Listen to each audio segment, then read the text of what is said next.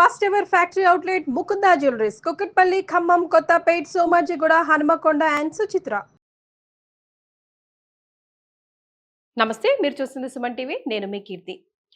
April నెలలో ద్వాదశ రాశుల్లో భాగంగా 1 నుంచి 15వ తారీఖు వరకు వివిధ రాశుల వారికి ఎలా ఉంటుంది మనకు తెలియజేయడానికి మనతో పాటు ప్రముఖ ఆస్ట్రాలజర్ బ్రహ్మశ్రీ నందిబట్ల శ్రీహరి శర్మ గురువు గారు ఉన్నారు.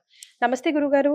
వాగర్థ వివ సంపృక్తౌ వాగర్థ ప్రతిపత్తయే జగతః పితరౌ వందే పార్వతీ పరమేశ్వరౌ ఆదిత్యాయ చ సోమాయ మంగళాయ బుధాయ చ గురుశుక్ర శనిభ్యశ్చ రాహవే కేతవే నమః. శృంగేరి జగద్గురు పీఠాధిపతులకి, కంచి పీఠాధిపతులకి నమస్కారములు తెలియజేసుకుంటూ కార్యక్రమాన్ని ప్రారంభిద్దాం. ద్వాదశ రాశులలో జన్మించినటువంటి వారికి ఏప్రిల్ మాసములో 1వ తారీఖు నుంచి 15వ తారీఖు వరకు ఏ విధంగా ఉండబోతుంది అనే విషయం తెలుసుకునే ముందు గ్రహస్థితి తెలుసుకుందాం. ఇక వృషభ రాశిలోనే గురు సంచారం చేస్తూ ఉండడం, అలాగే కుజుడు కర్కాటక రాశిలో సంచారం చేస్తూ ఉండడం, మరియు కేతువు కన్యా రాశిలో, అలాగే పంచగ్రహ కూటమి అనగా గమనించుకున్నట్లయితే ఉగాది నుంచి 30వ తారీఖు వరకు కూడా ఈ యొక్క పంచగ్రహ కూటమి, షష్టగ్రహ కూటమి అనేటువంటిది ఏర్పడడం జరిగింది. ఉగాది మరుసటి రోజు నుంచి ఈ పంచగ్రహ కూటమి అనేటువంటిది కంటిన్యూ అవుతుంది. కాబట్టి పంచగ్రహ కూటమిలలో భాగంగా రవి, బుధ, శుక్ర, శని, రాహు, కాబట్టి ఈ 5 గ్రహాలు అనేటువంటివి ఈ యొక్క మీనరాశిలోనే సంచారం చేస్తున్నాయి. ఈ కారణం చేత 12 రాశులలో జన్మించినటువంటి వారికి గ్రహస్థితిగతులు ఈ ఏప్రిల్ 1వ తారీఖు నుంచి 15వ తారీఖు వరకు ఏ విధంగా ఉండబోతుందో తెలుసుకుందాం. ప్రత్యేకించి మహిళలకి కూడా ఏ విధంగా ఉండబోతుందో తెలుసుకుందాం. సో ఫైనల్లీ ద్వాదశ రాశిలో భాగంగా మీన రాశి వారికి ఎలా ఉంటుంది ఏప్రిల్ 1 నుంచి 15వ తారీఖు వరకు తెలియజేయండి గురుగారు. ఇక ద్వాదశ రాశులలో భాగంగా చిట్ట చివరిదైనటువంటి 12వ రాశి మీన రాశిలో జన్మించినటువంటి వారికి ఏప్రిల్ 1వ తారీఖు నుంచి 15వ తారీఖు వరకు ఏ విధంగా ఉండబోతుంది అనేటువంటి విషయాల గురించి తెలుసుకునే ప్రయత్నం చేద్దాం. ఇక ముఖ్యంగా గమనించుకున్నట్లయితే ఈ యొక్క మీనరాశిలోనే మొన్నటి వరకు షష్టగ్రహ కూటమి, తదనంతరం ఈ యొక్క 15 రోజుల పాటు కూడా పంచగ్రహ కూటమి ప్రభావం అనేటువంటిది ఉంటుంది. తృతీయ స్థానంలో గురు సంచార ప్రభావము, కొత్త వ్యక్తుల యొక్క పరిచయము ఆనందదాయకంగా ఉంటుంది. సంవత్సరం మొదలవుతుంది, విశ్వావసునామ సంవత్సరం, తద్వారా నూతన వ్యక్తుల పరిచయం అనేటువంటిది జరగబోతుంది. అయితే గురువు అనుకూలంగానే ఉన్నాడు. అన్ని విధాలుగా సహాయ సహకారాలు ఇతరుల ద్వారా కలిగింపచేసి మీ యొక్క సమస్యల్ని పరిష్కరింపచేస్తాడు గురువు. కానీ వచ్చిన చిక్కల్లా కుజుడు పంచమ స్థానంలో స్తంభించి ఉండడం, జూన్ వరకు ఉంటాడు. కాబట్టి పలు సమస్యలు, వివాదాలు అనేటువంటివి మిమ్మల్ని చుట్టుముట్టుతాయి. మీరు తీసుకునే నిర్ణయాలు సందేహాస్పదంగా ఉండడం పలు వివాదాలకి దారి తీస్తాయి. తద్వారా కుటుంబంలో, అలాగే చేస్తున్నటువంటి వృత్తి వ్యాపారాల్లో, ముఖ్యంగా ఉద్యోగస్తులైతే కొత్త వివాదాలలో చిక్కుకునే అవకాశం ఉంటుంది. కాబట్టి జాగ్రత్తలు పాటించండి. మాట ఇచ్చేటప్పుడు ఆచితూచి స్పందించండి. ఒక్కటి మాత్రం గుర్తుపెట్టుకోండి, మీరు చేయాల్సిందల్లా కూడా చేసేటప్పుడు ప్రతి పని కూడా నమోదు చేసుకోండి. ఎక్కడో ఒక చోట మీరు నమోదు చేసుకోండి ఈరోజు జరిగిన సంఘటనలు. ఎందుకనంటే కుజ ప్రభావము మిమ్మల్ని లేనిపోని వివాదాల్లో భవిష్యత్తులో తీసుకువస్తుంది. ఆ వివాదాలకి నాది సమస్య కాదు, నాది పాత్ర లేదు అని చెప్పడానికి ఈ యొక్క రాసి పెట్టుకున్నటువంటి ఇన్ఫర్మేషనే మిమ్మల్ని ప్రమాదాల నుంచి గట్టెక్కిస్తుంది.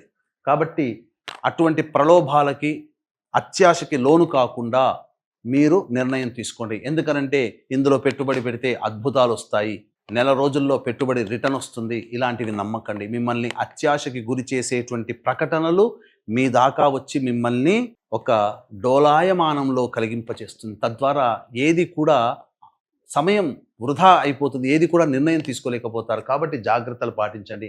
ఇక పంచగ్రహ కూటమి ప్రభావము శుభ అశుభ మిశ్రమ ఫలితాలు పొందుతారు. ఎందుకనంటే ఇక్కడ ప్రధానంగా పాపుల యొక్క ప్రభావమే రాశిలో సంచారం చేస్తున్నటువంటి కారణం చేత కొత్తగా మనం గమనించుకున్నట్లయితే జన్మశని ప్రభావము చేత అన్ని పనులలో ఆసక్తి ఉండదు.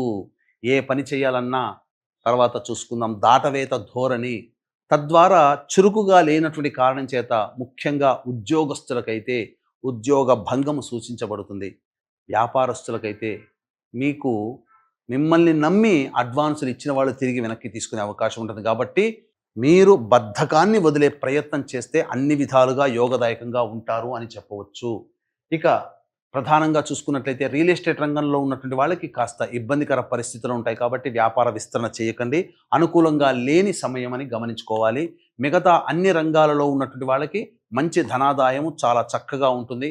ఏ రంగంలోని వాళ్ళకైనా కానీ యోగదాయకంగా ఉంటుంది. ఒక్క రియల్ ఎస్టేట్, న్యాయ వ్యవస్థలు, రైతులు ఈ సంబంధించినటువంటి విషయాలలో తప్ప మిగతా అన్ని రంగాలలో ఉన్నటువంటి వాళ్ళకి యోగదాయకమైనటువంటి పరిస్థితి ఉంటుంది.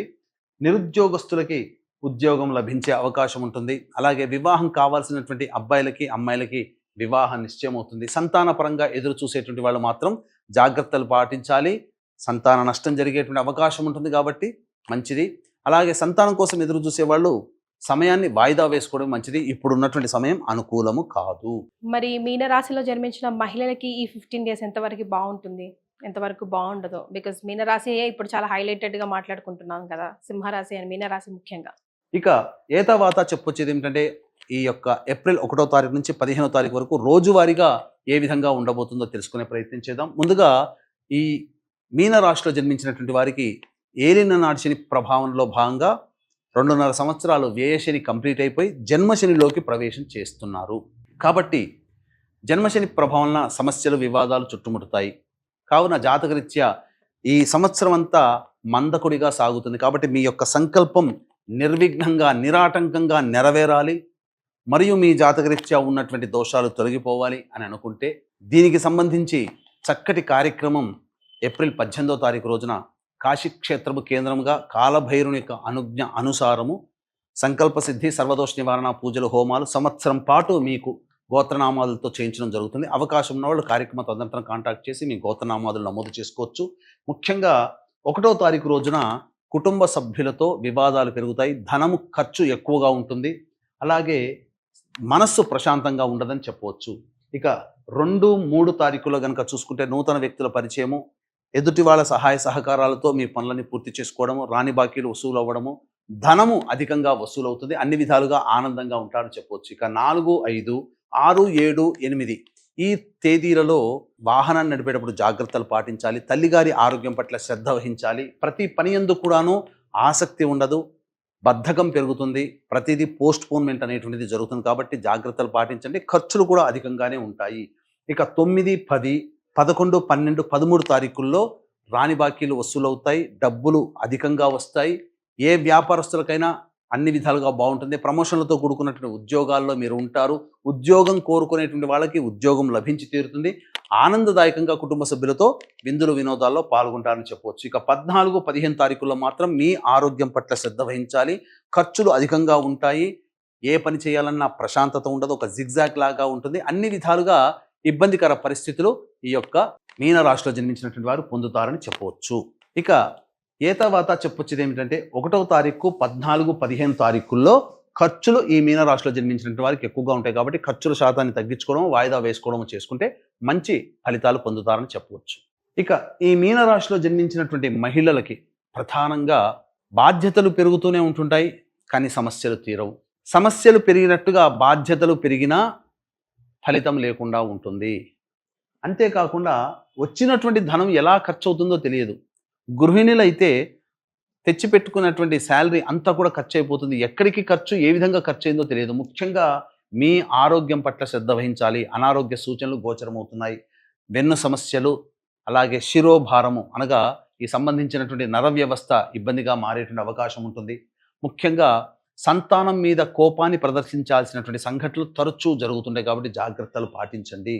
ముఖ్యంగా ఈ రాశిలో జన్మించినటువంటి మహిళలకి వివాహ సంబంధించినటువంటి విషయాల్లో వివాహం నిశ్చయమయ్యే అవకాశం ఉంటుంది. కాబట్టి ప్రయత్నాలు చేయండి, మంచి జరుగుతుంది. కానీ సంతానం పరంగా మాత్రం గర్భవతులైన వాళ్ళు జాగ్రత్తలు పాటించాలి. సంతానం కోసం ఎదురు చూసే వాళ్ళు వాయిదా వేసుకోవడమే చాలా మంచిదనేటువంటి విషయాన్ని గమనించుకోవాలి. ఇక beauty parlour, boutique, ladies garments, readymade garments రంగంలో ఉన్నటువంటి వాళ్ళకి మాత్రం ధనాదాయము మిశ్రమంగా ఉంటుంది, అంతంత మాత్రంగానే ఉంటుంది. కాబట్టి కొత్త పెట్టుబడులు చేయకపోవడమే చాలా మేలనేటువంటి విషయాన్ని గమనించుకోవాలి. ఇక ఉద్యోగినులు అయితే మాత్రం అభివృద్ధిని బాటను పొందుతారు. కాకపోతే మానసిక చికాకులు ఎక్కువగా ఉంటాయి, లేనిపోని సమస్యలు ఉంటాయి. కాబట్టి జాగ్రత్తలు పాటించండి. కొత్త వ్యక్తుల పరిచయం పట్ల జాగ్రత్తలు పాటిస్తే మరింత మెరుగైనటువంటి ఫలితాలు పొందుతారని చెప్పవచ్చు. ఈ యొక్క మీనరాశిలో జన్మించినటువంటి వాళ్ళు సమస్యల పరిష్కారం కోసం ప్రతిరోజు సుబ్రహ్మణ్య భుజంగ స్తోత్రము, అలాగే వీలు కుదిరినప్పుడల్లా కుక్కలకు తినే పదార్థాలు పంచిపెట్టడం చేస్తే చాలా మటుకు సమస్యలు తగ్గుతాయని చెప్పవచ్చు. అన్నిటికంటే ముఖ్యంగా ఏప్రిల్ 18వ తారీఖు రోజున కాశీ క్షేత్రములో కాలభైరుని యొక్క అనుజ్ఞ మేర మీ యొక్క సంకల్పం నెరవేరాలి, మీ యొక్క జాతకరీత్యా ఉన్నటువంటి దోషాలు తొలగిపోవాలనేటువంటి యొక్క సదుద్దేశముతో సంకల్ప సిద్ధి, సర్వదోష నివారణ పూజలు, హోమాలు జరిపించడం జరుగుతుంది. అవకాశం ఉన్న వాళ్ళు కార్యక్రమ తదంతరం కాంటాక్ట్ చేసి మీ గోత్రనామాలు నమోదు చేసుకోవచ్చు. చాలా సంతోషం గురుగారు. ధన్యవాదాలు. సర్వం శ్రీ ఉమామహేశ్వర పర బ్రహ్మార్పణమస్తు.